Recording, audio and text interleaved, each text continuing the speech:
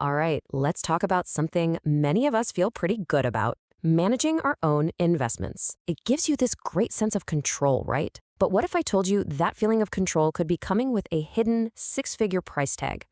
Let's dig into the real and often surprising costs of going it alone. It seems like a simple question, doesn't it? But the answer is, well, it's a lot more complicated than you might think. And look, if you're a successful professional, it is so tempting to think that the skills that made you great in your field will just automatically translate to the stock market.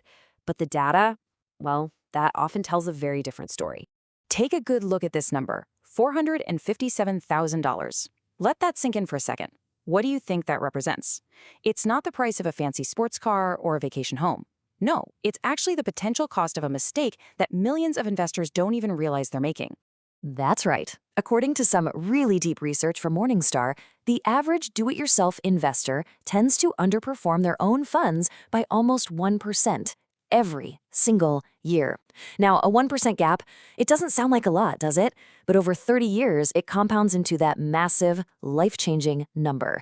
So the big question is, where does this gap even come from? Well, the first problem starts right here, in our own heads. It's our own human nature. So in this first part, we're going to explore what are called behavioral biases. These are basically the emotional traps that are incredibly easy for anyone, and I mean anyone, to fall into, even the smartest people in the room. This is the classic cycle. When the market goes into a free fall, fear just takes over. And what do DIY investors do? They sell low, locking in those painful losses. Just think back to March of 2020, total panic, right? And on the flip side, when everything is booming and feels invincible, greed kicks in, and people pile in at the very top, buying high. This cycle is an absolute wealth-destroying machine. You know, this brings me to this kind of wild finding from a big study Fidelity did. They crunched the numbers to see who their best-performing investors were. And the winners? You're not going to believe it. They were people who were either deceased or they had just completely forgotten they even had an account. It's a powerful lesson that so often the best move you can make is no move at all, the exact opposite of what our gut is screaming at us to do. And that leads us right into the second huge emotional trap, this belief that you can perfectly time the market. You know, the fantasy, the idea that you can just sell at the absolute peak and then jump back in at the absolute bottom. Let's be real, it's a fantasy. And trying to do it can be absolutely devastating for your long-term return. And the cost of trying is just staggering. Look at this. If you invested 10 grand and just stayed in the market for 20 years, you'd have earned over 6% a year. Not bad.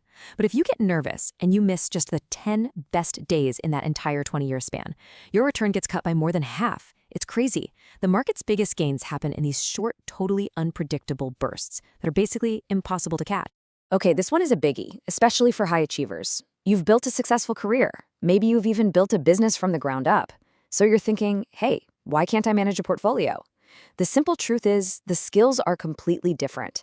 Managing global markets, analyzing economic cycles, understanding complex financial instruments, that's a full-time profession. It's not a side hustle.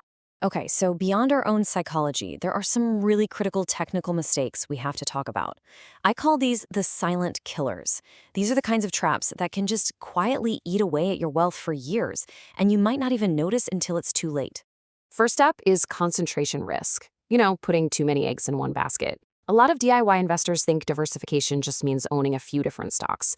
But real, true diversification is a much more sophisticated strategy. It means spreading our investments across different types of assets, different sectors, different countries. Going all in on tech stocks or crypto just because it's hot, that's not a strategy. That's a gamble. Now listen up, because this might be the single biggest hidden cost of them all. Taxes. We all think about what we make, right? But what really matters is what you get to keep after taxes. A good professional can often add 1 to 2% in returns every single year just through smart tax optimization alone. Most DIY investors, they don't even know where to begin with this stuff. And we are talking about way more than just filing your taxes in April. This is a coordinated, year-round strategy. It involves complex techniques like tax loss harvesting, optimizing which accounts hold which kinds of assets to minimize the tax bite, integrating it all with your charitable giving and your estate plan. It's complex and it's ongoing work. And that brings us to the final silent killer, something called portfolio drift. This one is really sneaky. It's what happens when you set up your portfolio and then you just kind of forget about it. Over time, the natural movements of the market will slowly, quietly, and sometimes dramatically change the risk level you thought you had. So let's paint a picture. Let's say you started out with a classic, balanced 60-40 portfolio. 60% in stocks, 40% in bonds. This allocation feels right for you. It matches your comfort level with risk. This is your game plan. But after 5 years of stocks doing really well, without any rebalancing, your portfolio has drifted. Take a look. It's not 60-40 anymore. It's now 75% stocks. Without even realizing it, you're now taking on way more risk than you originally intended, which makes you way more vulnerable to the next big market downturn. So, we've walked through the emotional traps, the technical traps, all these things that can cost investors a fortune. It kind of feels like a minefield, right? This brings us to the solution, leveraging the advantage of a professional who can navigate all this complexity for you. And here is the single most important word you need to know in this entire conversation: fiduciary. A fiduciary is a professional who has a legal and ethical obligation to put your interests first, always. No exceptions.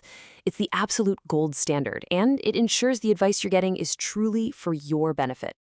The difference really becomes crystal clear when you put the two approaches side by side. Where the DIY approach is often driven by emotion, a professional provides behavioral coaching. They replace guesswork on taxes and risk with a systematic, thought-out process. And they can often open doors to investment opportunities that just aren't available to the average person. See, ultimately, a professional's value isn't just about picking this year's hot stock. That's a tiny piece of the puzzle. It's about being that calm voice during a crisis, being the architect for your long-term tax strategy, being a sophisticated risk manager, and being a gateway to some of those institutional-grade investments. So, this brings us to the final, and really the most important calculation. When you add up all these hidden costs, how do you decide if doing it all yourself is, well, truly worth it? Look, choosing to work with an advisor isn't about admitting you failed or that you can't do it. Not at all. It's an economic decision. It's about recognizing that your time and your energy are your most valuable, finite resources.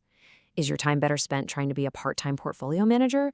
Or is it better spent focusing on your career, your business, your family, the things you're truly great at? And that leaves us with this one final thought to chew on. For most successful people, the question really isn't, can you do this yourself? Of course you can. The real question, when you consider all the hidden costs, the emotional traps, and the technical complexities is, should you?